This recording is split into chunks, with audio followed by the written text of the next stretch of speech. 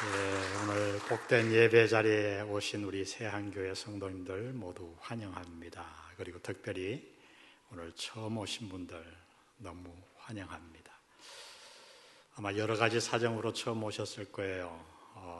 밥 한 끼 얻어먹은 죄로 또 끊임없는 협박과 여러 가지 사정으로 이곳에 오셨을 텐데, 여러분 오늘 이곳에 오신 것은 결코 우연이 아니에요. 여러분이 누군가의 요청에 의해서 이곳에 온 것 같지만 오늘 여러분을 이곳에 부르신 분은 바로 하나님이십니다.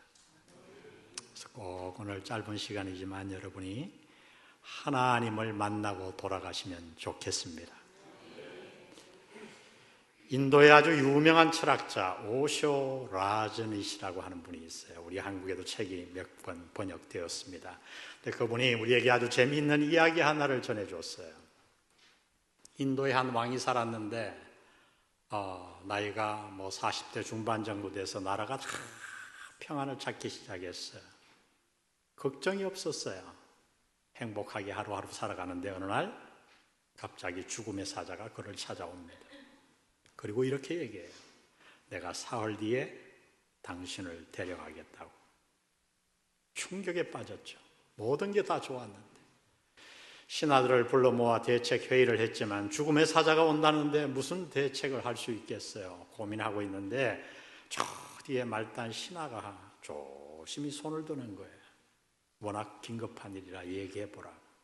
그랬더니 그가 이렇게 얘기합니다. 대왕님, 제 생각에는 우리나라에서 가장 빠른 말을 구하셔서 멀리 떠나십시오. 죽음의 사자를 피해 떠나십시오.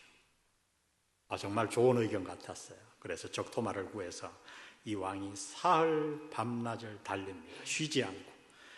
결국 사흘 뒤에는 정말 죽음의 사자를 피해서 먼 곳까지 달려갔어요.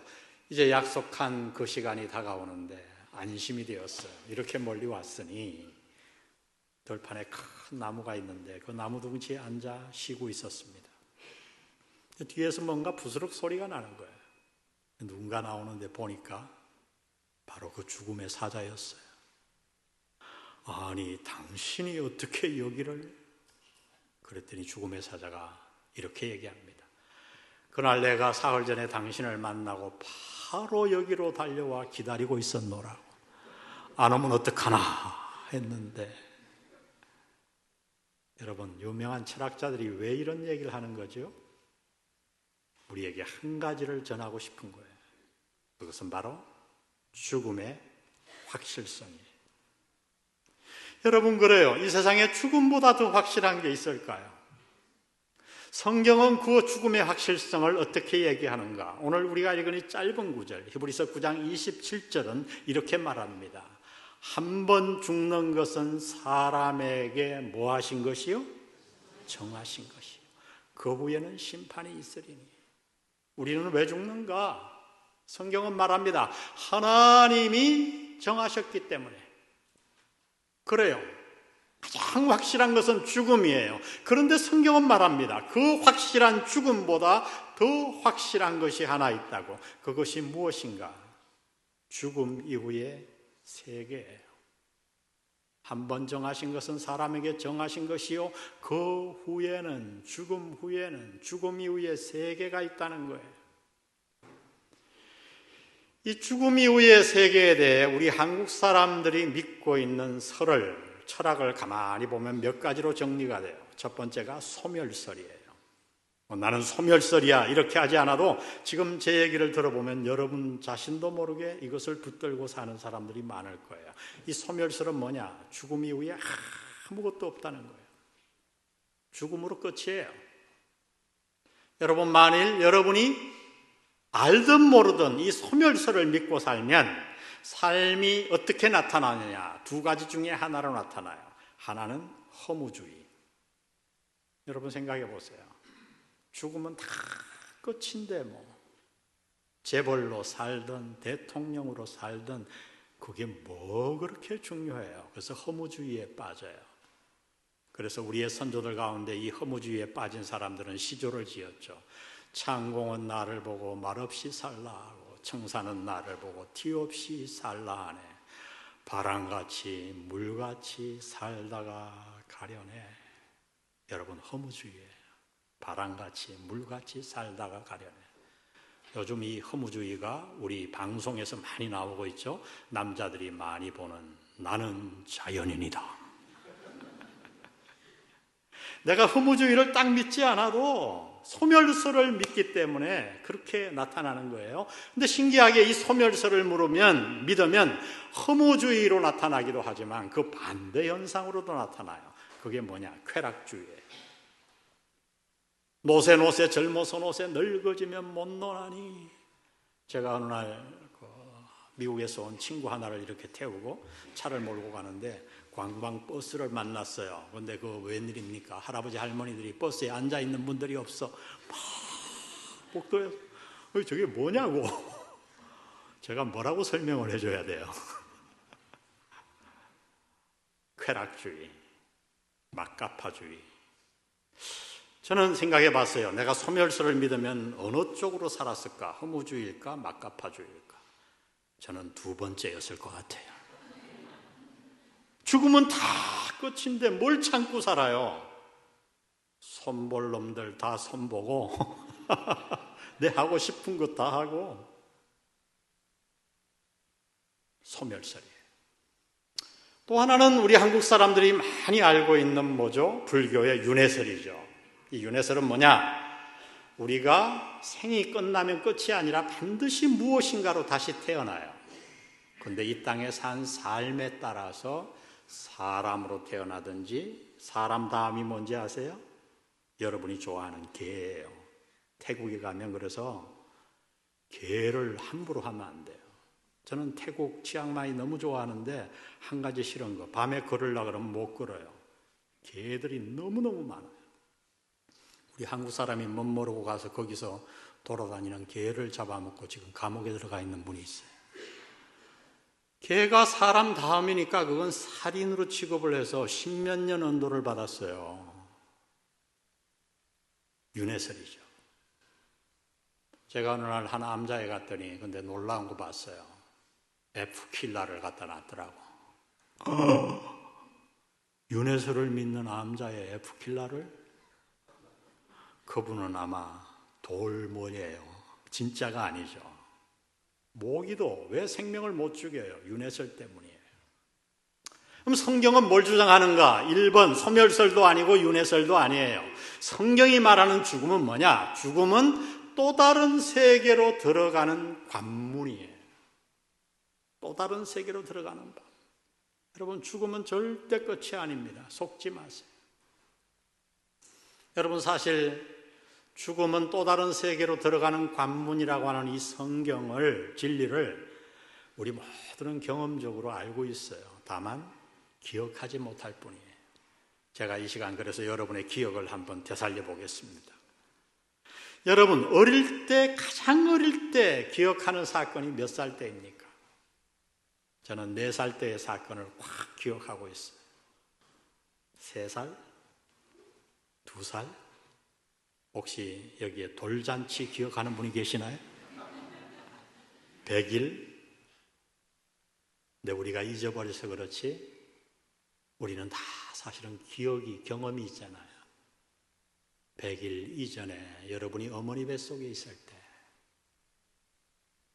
여러분은 어느 날 소리가 들려오기 시작합니다. 눈이 보이기 시작합니다. 하루에 몇 시간은 신기하게 환했다가 몇 시간은 깜깜했다가 어느 날 귀가 열렸는데 바리톤의 음성이 들려요. 또 옆에서 소프라노의 음성이 들려요. 뭔가 노래를 막 불러줘요. 기억나시나요? 상관없었어요. 너무 행복했으니까요. 습도도 적당했고 화장실 갈 필요도 없고 밥을 먹을 필요도 없고 모든 게 자동으로 너무 행복했거든요. 그런데 갑자기 여러분에게 재앙이 닥쳤어요. 어느 날 갑자기 누군가가 여러분을 강한 힘으로 때미는데 재수가 없자니 머리부터 꼈어. 발버둥을 쳐도 소용이 없어요. 얼마나 강한 힘으로 막 밀어제끼는지. 이게 죽음인가 보나. 끝이 났네. 몇 시간을 사투하다가 여러분이 정신을 잠깐 잃었습니다. 그런데 누가 여러분의 엉덩이를 딱 때렸어요. 깨보니 웬일입니까?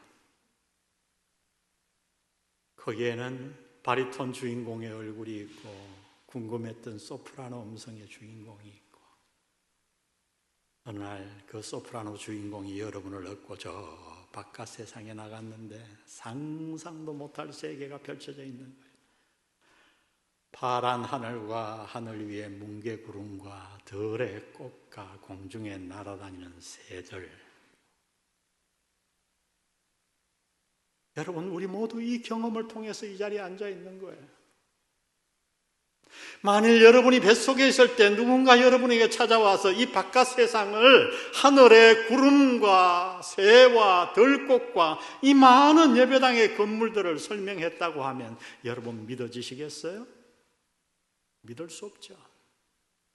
마찬가지입니다.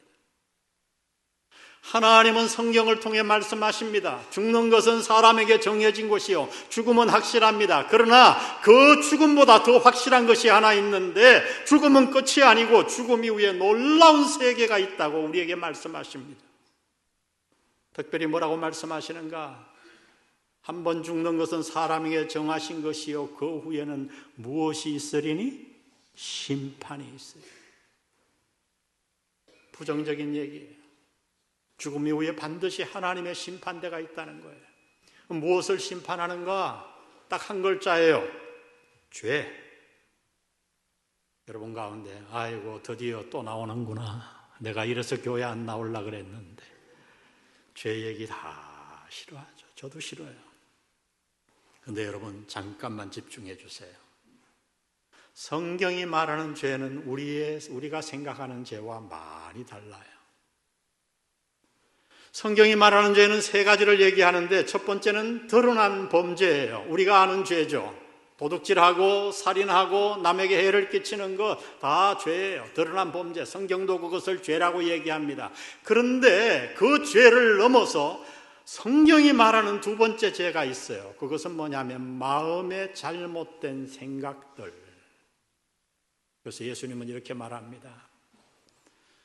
너희는 잘못된 관계 안에서 서로 잠자리를 해야 간음이라고 말하지. 나는 너희에게 말하노니 누구든지 잘못된 관계의 이성을 대상으로 잘못된 마음과 생각을 품는 그 순간 이미 간음한 거야. 너희는 누군가를 죽여야 살인죄로 취급하지. 그러나 나는 너희에게 이르노니 누군가를 죽이고 싶어 할 만큼 미워하는 마음을 가진 자는 이미 살인한 것이다. 왜 살인 못했는가? 법이 무서워. 완벽 범죄를 저지를 수만 있다면 죽이고 싶어요. 무인도였다면 그를 죽이고 싶어하는 미움이 가득해요. 그 마음을 갖는 순간 하나님은 우리가 누군가 그 사람을 죽이지 않았지만 살인죄로 규명한다는 거예요. 여러분 그러면 하루에 여러분은 나쁜 생각을 몇 번 하시나요? 3번요? 그러면 여러분은 성자십니다. 근데 하루에 3번 우리가 나쁜 생각을 하면 90년을 살면 9만 번의 나쁜 생각을 하는 거예요. 성경은 이것을 죄로 카운터해요. 그러나 그것보다 더 중요한 죄를 성경은 하나 더 얘기합니다. 이 죄 하는 단어는 성경을 기록한 헬라어로는 하마르티아 그렇게 하는데 이거는 쉽게 얘기하면 화살을 쏘았는데 그 화살이 관역에 맞아야 되는데 관역을 빗나간 것. 성경은 이것을 가장 큰 죄로 취급해요. 그래서 이사야 53장 6절은 이렇게 얘기합니다. 우리는 다 양 같아서 그릇 행하여, 그 다음 말이 중요해요. 각기 제 길로 갔거늘 여호와께서는 우리 모두의 죄악을 그에게 담당시키셨도다. 문맥 가운데 그래서 우리 모두의 죄악은 뭐냐 하면 각기 제 길로 간 것. 쉽게 얘기하면 이런 거예요. 하나님이 이 땅을 지으셨고 하나님이 여러분을 이 땅에 보내셨는데 그 목적을 전혀 생각하지 아니하고 내 인생 내 거지 뭐 하나님을 믿느니 내 오른손을 믿어 내 마음대로 사는 거야 내 인생. 그렇게 관역을 빗나간 것, 그것을 성경은 죄라고 얘기합니다. 여러분 마음의 생각도 죄예요. 빗나간 것도 죄예요. 여러분 제가 시계를 차고 나왔어요. 이 시계가 저에게 잘못하는 일이 많아요. 죄죠. 줄이 끊어진다든가 녹이 선다든가. 그러나 여러분 이 시계가 저에게 저지를 수 있는 가장 큰 잘못이 뭘까요? 시간을 맞추지 않는 거예요. 로마서 3장 23절은 그래서 이렇게 선포합니다. 모든 사람이 죄를 범하였으며 모든 사람, 저를 포함한 이 땅에 있는 모든 사람이 죄를 범하였으며 하나님의 영광에 이르지 못하더니 우리 모두가 다 죄를 지었어요. 근데 문제는 무엇인가? 하나님은 이렇게 선언합니다. 로마서 6장 23절에 보니 죄의 삭선 무엇이요? 사망이요. 여러분 이 사망은 이 땅에서의 죽음뿐만 아니라 죽음 이후의 심판을 받고 영원한 사망을 말하는 거예요. 이것이 우리의 운명이었어요. 아무리 작은 죄라도 사망에 이를 수밖에 없어요. 모두가 다 죄를 지었어요. 왜 사망에 이르게 되는가? 그 이유는 하나님의 성품 때문이에요. 성경에 나타난 하나님의 성품이 많지만 여러분이 두 가지를 반드시 기억하셔야 합니다. 첫 번째는 공의의 하나님. 다 같이 따라해 봅시다. 공의의 하나님. 이 공의는 어떤 거냐? 완벽한 거룩이에요. 완벽한 공의예요. 우리는 100% 공의롭지 못해요. 근데 하나님은 완벽하게 공의로우셔서 죄를 조그만 죄라도 용납할 수가 없어요. 100% 공의 저 자체시니까. 그래서 하나님은 어떻게 해야 되는가? 공의의 하나님은 죄를 지은 자를 다 사망시켜야 돼요. 여러분 빛과 어두움은 공존할 수 없잖아요. 아무리 작은 빛이라도 빛이 오면 어두움은 도망가잖아요. 하나님은 100% 공의로우셔서 모든 죄를 지은 우리 모두를 영원한 사망으로 보내야만 했어요. 그러나 여러분 하나님께 또 하나의 성품이 있어요. 그것은 바로 사랑의 성품입니다. 다 같이 사랑의 하나님. 이 사랑도 우리가 아는 사랑 정도가 아니에요. 완벽한 사랑이에요. 사랑 그 자체예요. 여기서 하나님의 고민이 시작됩니다. 공의의 성품에 의하면 우리 모두가 죄를 지었으니 다 사망으로 보내야 돼요. 그러자니 사랑의 성품이 용납하지 않아요. 사랑의 성품으로 모두를 그냥 자동으로 용서하자니 공의의 성품이 용납하지 않아요. 이 고민 가운데 만들어진 것이 여러분이 아는 바로 십자가입니다. 로마의 한 왕이 살았어요. 실제적인 이야기입니다. 나라를 아주 잘 다스렸는데 어느 날 그가 많은 법을 선포해서 오늘날 국회의 동의를 얻어 몇 가지를 다 국민들 앞에 선포했어요. 그 중에 하나가 뭐였는가? 간음을 한 자는 눈을 뽑겠다. 눈을 뽑는다. 제가 문을 뒤져보니까 좀 잔인할 것 같아서 봤더니 뭐 눈을 이렇게 적출하는 게 아니고 인두를 그렇게 달고서 가까이 눈을 벌리고 갖다 대고 있으면 이 각막이 타는 거예요. 실명을 시키는 거예요. 그런데 첫 번째로 잡혀온 죄인이 누구였는가? 왕의 하나밖에 없는 세자였어요. 하나밖에 없는 아들. 여러분 어떡하시겠어요? 그냥 말도 필요 없고 한마디로 끝낼 수 있어요. 그러면 끝나요. 이것들이 감히 세자를? 그러면 뭐 끝나는 거죠. 근데 대신 뭐예요? 그 나라의 공의는, 법은 무너지는 거예요. 공의를 따르자니 아들의 눈을 실명시켜야 되고, 아버지의 사랑을 따르자니 법이 무너져 내리고, 고민하던 왕이 어떻게 했는지 아세요? 자신의 눈을 하나 실명시키고 아들의 눈을 하나 실명시켰어요. 유명한 왕이에요. 사랑과 공의를 다 충족시킨 거죠. 여러분, 이 일이 바로 십자가에서 일어났다고 성경은 말합니다. 여러분 한번 생각해 보세요. 예수님은 적어도 4대 성인 가운데 한 분이잖아요. 그런데 그 4대 성인이 어떻게 가장 흉악한 범죄인을 사형시키는 십자가 위에서 그 고통당하시고 돌아가셨단 말입니까? 왜입니까? 예수님은 더군다나 그 십자가에서 죽으시면서 마지막으로 이렇게 외치고 돌아가셨어요. 테텔레스타이. 한국말에는 이렇게 번역되어 있어요. 성경에 다 이루었다. 다 이루었다. 문자적으로 번역하면 내가 다 갚았다. 여러분, 십자가에서 죽으시는 자가 남긴 말치고 너무 이상하지 않습니까? 도대체 뭘 갚았다는 거예요? 거기에 대해서 성경은 이렇게 말씀합니다. 베드로전서 3장 18절에 보니 그리스도 예수께서도 단번에 죄를 위하여 죽으사 의인으로서 불의한 자를 뭐 하셨으니? 대신하셨으니. 그 다음 우리 다 같이 읽습니다. 시작. 이는 우리를 하나님 앞으로 인도하려 하십니다. 죄를 위해, 누구의 죄를 위해? 저와 여러분의 죄를 위해 대신하여, 누구를 대신하여? 저와 여러분을 대신하여. 예수님이 이 땅에 죽으신 이유는 나의 죄로 말미암아 내가 십자가에 달려야 되는데, 우리가 달려야 되는데, 우리가 달려야 될 그 십자가를 대신 지신 것이라고 말합니다. 이것이 성경의 내용이에요. 제 얘기가 아니에요. 여러분, 제 설교를 정리하면 너무 간단합니다. 죽음 이후에 엄청난 세계가 있어요. 속지 마세요. 죽음은 끝이 아니에요. 여러분, 과학이 발달되면 놀라운 것들을 우리는 알게 되죠. 이 우주가 얼마나 큰가? 이 우주를 지구만한 크기로 함축하면요, 지구는 얼마나 지는지 아세요? 해운대 모래사장의 모래 한 알보다 작아져요. 여러분, 그 모래 안에 아시아가 있고 한국이 있고 명륜동이 있고 오늘 저와 여러분이에요. 그 모래보다 많은 별들이 다 서로 돌아요. 부딪히지 않고.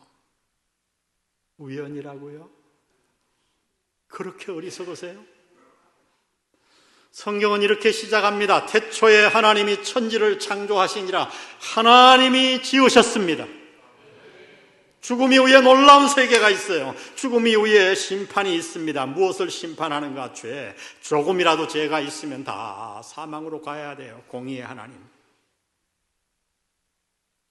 그러나 하나님은 사랑의 성품 때문에 고민하셨어요. 하나님이 어떻게 결정하셨는가? 하나님이 인간의 몸을 입고 이 땅에 오셔서 십자가에 대신 죽으십니다. 그것이 예수님이에요. 오래전 성경의 진리를 잘 써놓았던 교부 가운데 한 사람이 개미 얘기를 해줍니다. 우리에게. 여러분이 개미를 사랑했어요. 근데 그 개미가 자꾸 여기 불이 있는데 불에 들어가 자꾸 뛰어 죽는 거예요. 근데 여러분이 능력이 많아요. 그러면 그 개미를 가장 사랑하는 방법이 무엇인가? 그는 이렇게 얘기합니다. 여러분이 능력이 많다면 내가 그 개미가 되어서 개미가 알아들을 수 있는 언어로 그쪽으로 가면 죽는다고 알려주는 거예요. 여러분, 이 일이 예수님에게 일어난 거예요. 어떻게 해야 합니까? 성경 가운데 가장 짧은 복음, 성경의 진리를 함축적으로 전하고 있다는 요한복음 3장 16절은 이렇게 말합니다. 하나님이 세상을 이처럼 사랑하사. 여러분, 이 세상에 여러분의 이름을 넣어서 읽어보세요. 하나님이 누구누구를 이처럼 사랑하사 얼만큼 독생자를 십자가에 주시고 죽이시기까지 사랑하셨으니. 하나님이 여러분을 사랑하셨어요. 우리 그 다음 다 같이 읽을까요? 시작. 이는 그를 믿는 자마다 멸망하지 않고 영생을 얻게 하려 하심이라. 영생을 얻는 조건은 딱 하나예요. 교회 나와야 된다, 착하게 살아야 된다, 그런 얘기 없어요. 믿는 자마다. 믿음이에요. 무엇을 믿어야 하는가? 우리는 우연히 왔다가 우연히 가는 존재가 아니라 나를 만드신 분이 있음을 믿어야 합니다. 그리고 내가 그 창조주 하나님을 떠나 살아온 죄인임을 인정해야 됩니다. 그리고 나를 구하기 위해 사랑의 하나님이 이 땅에 사람의 몸으로 찾아오셨어요. 그리고 그 예수님이 날 위해 내대신 십자가에 죽으신 그 사실을 믿기만 하면 하나님은 당신에게 영생을 주십니다. 영원히 삽니다. 제 얘기가 아니에요. 하나님의 약속이에요. 오늘 이 약속 믿고 모두 영생을 얻고 돌아가는 여러분 되시기를 바랍니다. 제가 이야기로 시작했으니까 이야기로 제 설교를 마치려고 합니다. 한 청년이 숲을 가는데 갑자기 사자가 뛰어나왔어요. 얼마나 당황했을까. 막 도망을 갔어요. 그런데 웬일입니까? 앞에 절벽이 있는 거예요. 이제 죽었구나 했는데 딱 보니까 절벽 중간에 소나무가 옆으로 쫙 자라 있어요. 이 청년이 운동을 잘했기 때문에 확 뛰어가지고 소나무 위에 탁 안착했어요. 붙들고. 그리고 한 번 더 뛰어내리면 이제 밑으로 도망갈 것 같았는데 밑에 보니까 독사가 우글거리고 있는. 할 수 없이 소나무 위에 있는데 뭔가 막 소리가 나요. 보니까 쥐떼가 나오더니 소나무 뿌리를 막 갉아먹어요. 기가 막힌 일이잖아요. 그 위급한 상황에서 이 청년이 이렇게 돌아보다가 소나무 위에 뭔가 하나를 발견합니다. 벌집이었어요. 벌이 없는 벌집. 근데 그 벌집을 보니 꿀이 가득 있는 거예요. 그 청년이 어떻게 했는가? 그 꿀을 탁 떠더니 맛있다. 여러분이 너무나도 잘 아는 러시아의 대문호 톨스토이가 우리에게 들려준 얘기예요. 톨스토이는 왜 그런 얘기를 했을까요? 오늘 우리의 삶을 보여주는 거예요. 죽음이 다가오는데 여러분 내일 일을 보장할 수 있나요? 우리 교회는 커서 그런지 심장마비를 일으키는 사람들이 가끔 있어요. 밤사이에. 지금도 중환자실에 들어가 있어요. 기도하고 있습니다. 나이 50밖에 되지 않았어. 교통사고. 사자가 달려오고 독사가 있고 생쥐떼가 여러분의 인생을 하루하루 갉아먹는데 이 땅에 꿀 한 방울에 취해서 좋구나 하고 있는 이것이 혹시 당신의 모습은 아닌가요? 오늘 여러분은 우연히 이곳에 와 있는 거 아니에요. 하나님이 여러분을 부르셨어요. 제가 드린 이 말씀은 성경의 내용을 그대로 제가 쉽게 풀어드린 것뿐이에요. 하나님이 여러분에게 드리신 말씀입니다. 오늘 이 말씀 받고 믿는 자마다 예수님이 나의 죄를 대신하여 십자가를 지시고 돌아가시며 내가 다 갚았다. 그 사실을 믿는 자마다 하나님은 영생을 주실 줄 믿습니다. 이 영생 얻고 돌아가는 여러분 되시기를 바랍니다. 우리 마지막으로 짧게 한번 기도합니다. 다 눈을 감아주세요.